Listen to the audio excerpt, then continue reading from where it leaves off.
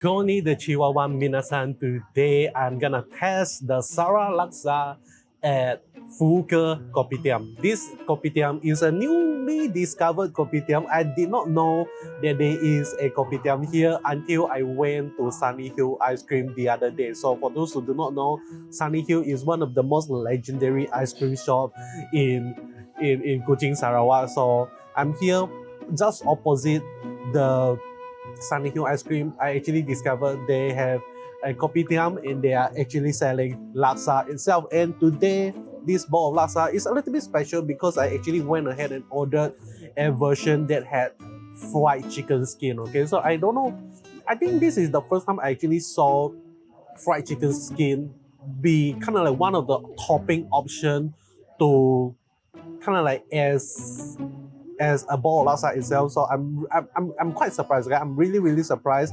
But with that being said, the overall presentation, it looks very, it looks kind of meh. Okay, like it's not the best. It's like there's not a lot of soup, and the portion looks very little. But I'm here to talk about flavor. So let's talk about the flavor. Let us start off with the soup right now.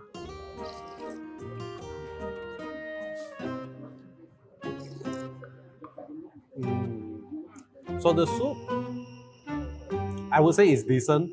It's not the best. It doesn't carry too much of a punch to the soup itself. It has all the flavor that I like.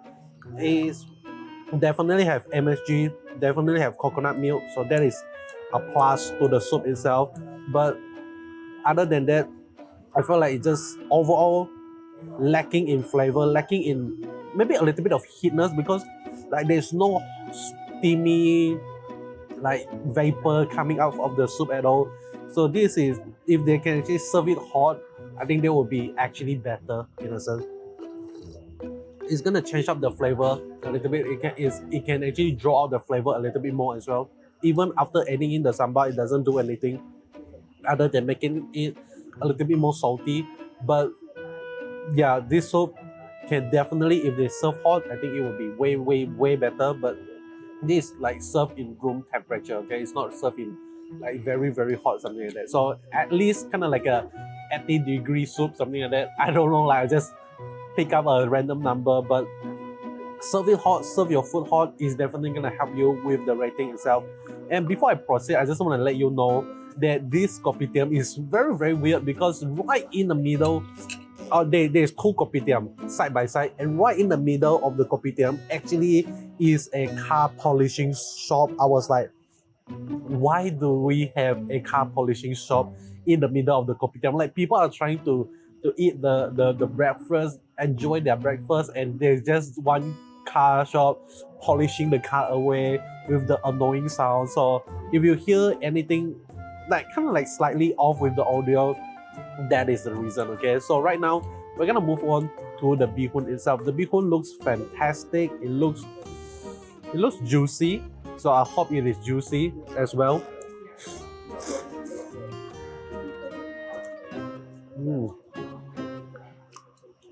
This bihun is definitely not the type of bihun that I like. It's very, it's quite tough. I'm not sure like whether or not this is because how they cook it or this is just the nature of the bihun itself.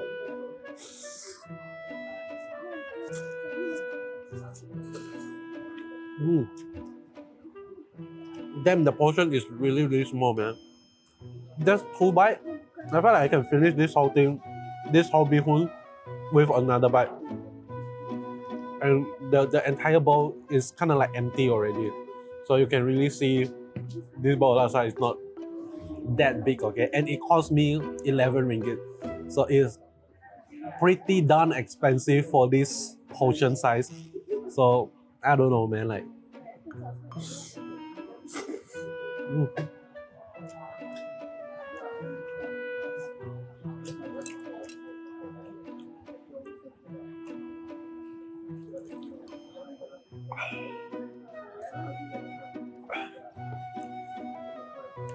okay, with that being said, the bihun is decent, definitely can be improved.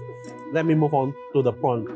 The prawn, I actually inspect 3 of their prawn, and only one of their prawn is not fully deveined. So minus mark for that. But the appearance of the prawn looks very fresh, looks very spongy, and I really love it. So I'm just gonna take a bite. Yeah, the prawn is good. No comment from me.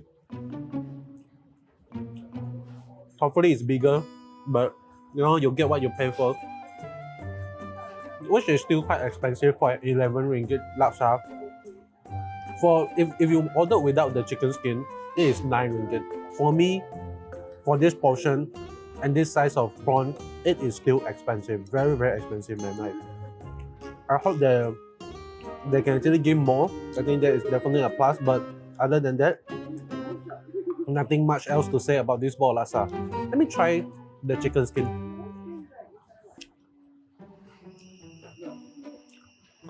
I would say because I kind of like when I mess up the laksa, the chicken skin actually just got soaked into the soup, so it become quite soggy right now. I am unable to kind of give a accurate feedback on how it's supposed to taste like. But if you soak it into the laksa soup, it's not that nice, right?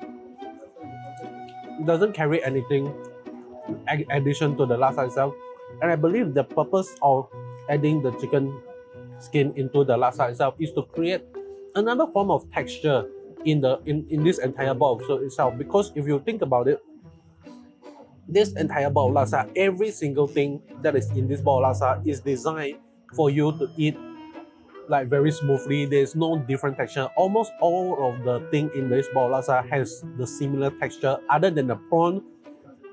The rest is it has quite similar texture. So I think adding in a fried chicken skin is actually a good idea to kind of like change up the texture a little bit.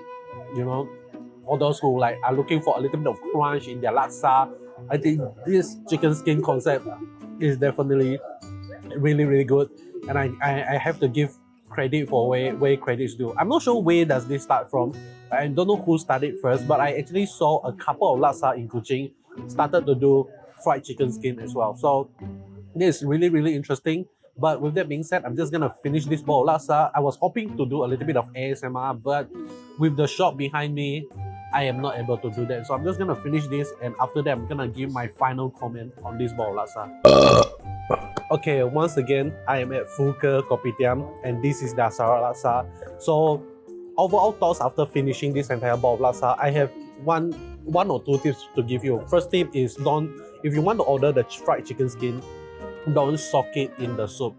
Eat it first go with the bihun and everything. I believe it's gonna create a whole new different dimension of flavor and texture in your mouth, and I think it is gonna be really, really amazing.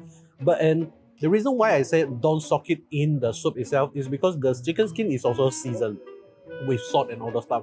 So I think if you when you mix it in, when you soak it up, it's gonna be really, really salty when you actually eventually eat it when it is in the soup itself. So that is what I noticed when I was trying to finish the soup of the laksa. It's like, wow, everything is just so salty. But with that being said, that is all from me. Hope you enjoy what you see. If you like what you see, you know what to do. Subscribe, and I'll be seeing you guys in the next one. Goodbye.